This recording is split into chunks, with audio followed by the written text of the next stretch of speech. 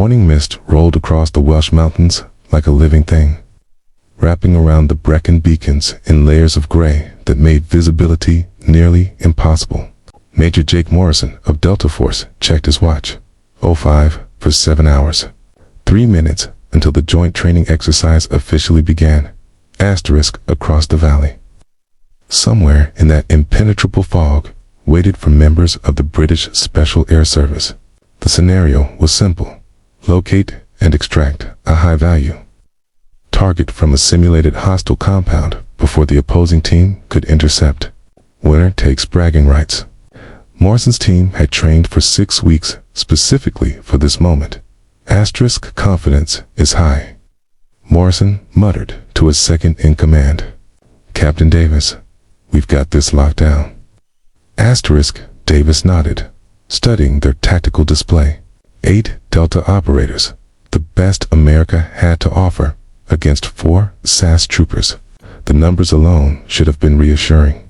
They'd mapped every approach to the compound, calculated optimal firing positions, and rehearsed their breach sequences until they could execute them blindfolded. Asterisk. What they didn't know was that the SAs had already won.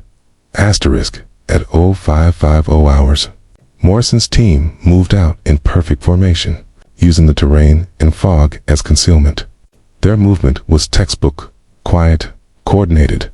They reached the compound perimeter in 12 minutes, exactly as planned. The 2-story structure sat silent in the pre-dawn darkness. A single light burning in an upper window. Asterisk Morrison raised his fist, signaling the breach team forward. That's when he noticed something odd.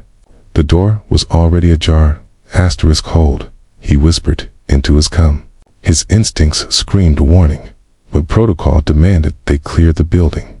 Possible trap. Stay sharp. Asterisk.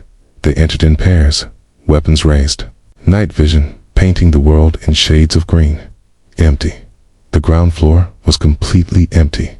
Morrison's unease grew. They moved upstairs, checking corners, scanning for threats. Nothing. Then his radio crackled with a voice that wasn't one of his team. Looking for something major. Asterisk.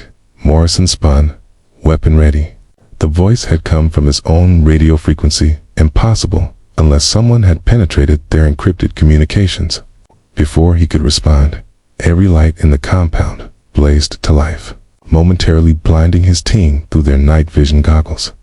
Asterisk. In that instant of disorientation, Morrison felt something press against his back. Cold, metallic, unmistakably a weapon barrel. Asterisk. Bang, said a calm British accent behind him. You're dead. Asterisk. Throughout the building, similar scenes played out. Every single Delta operator found themselves killed in a matter of seconds.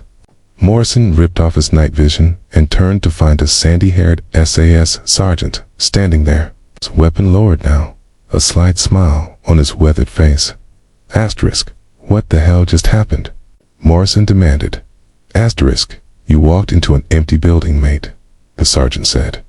Never a good sign, that. K.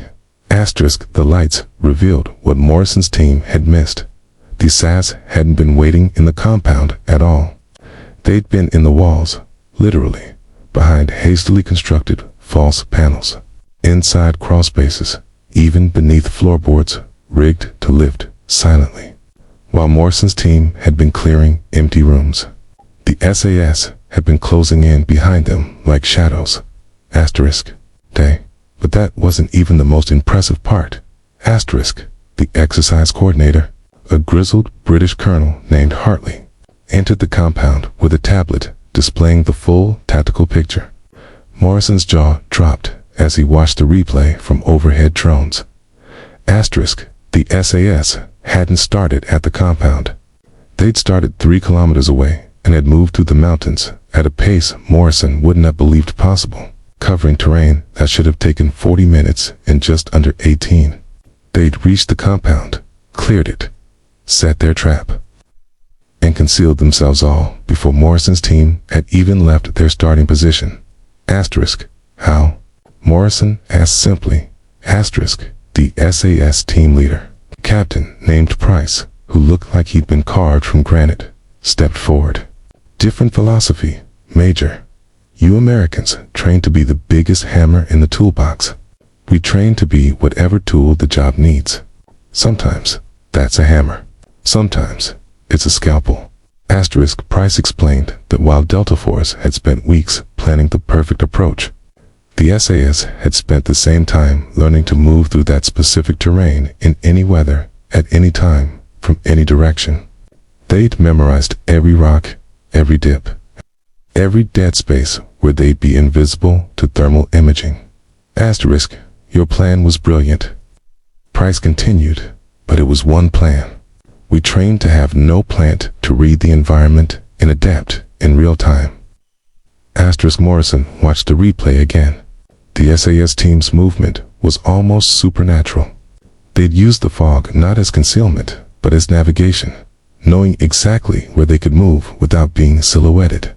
They had approached from an angle Morrison's team had dismissed as too difficult, and they'd covered that impossible distance through sheer physical conditioning that ordered on inhuman. Asterisk, the 3 minutes that mattered weren't the ones you think, Colonel Hartley said, looking at Morrison with something that might have been sympathy.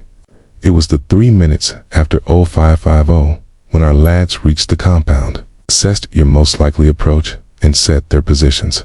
Everything else was just details. Kasia, Morrison felt his professional pride wrestling with genuine admiration. We had 8 operators to your 4. We should have had every advantage. Asterisk numbers are an advantage when you're in a straight fight, Price said. But we made sure you never got into a straight fight. We chose the terms of engagement. Asterisk, the debrief lasted 2 hours. The SAS team broke down every decision, every movement, every calculation. What emerged was a picture of special operations warfare that operated on a different level than Morrison had imagined. The SAS hadn't just been faster or stealthier, they'd been thinking 3 moves ahead while Morrison's team was still making their first move. Asterisk. One moment particularly stuck with Morrison. At 0550 2 hours, 2 minutes after the exercise began, an SAS trooper had deliberately created a slight noise on the compound's north side, too quiet to seem like a threat, just loud enough to be noticed. When Morrison's team had instinctively shifted their approach to avoid that direction, they'd moved exactly where the SAS wanted them. Asterisk, you played us like a fiddle, Davis said, shaking his head. Asterisk, we played the environment, Price corrected. You just happened to be part of that environment. Asterisk, as the sun burned away the morning fog, Morrison stood with Price overlooking the valley. The rivalry between Delta Force and the SAS was legendary, but this hadn't felt like a competition. It felt like a lesson. Asterisk, your team is exceptional, Price said quietly. Truly, but you train for certainty in an uncertain world. We train for uncertainty as the only certainty. Asterisk Morrison thought about that. Delta Force was built on overwhelming capability, better weapons, better intelligence, better support. The SAS was built on adaptation and self-reliance. Both approaches had merit. Both had produced results across decades of operations. Asterisk, but in those 3 minutes at the compound, adaptation had beaten capability. Asterisk, same time next year. Morrison asked. Asterisk Price grinned. Looking forward to it, Major. But next time, maybe don't trust an open door. Asterisk, the story spread quickly through special operations communities on both sides of the Atlantic. Not as a humiliation, but as a reminder. In the world of elite warfare, success isn't about having the perfect plan. It's about having the perfect mindset when the plan inevitably falls apart. Asterisk, and sometimes, the best victory is the one your opponent never saw coming, the one that happens in the 3 minutes before they even know. The game has started.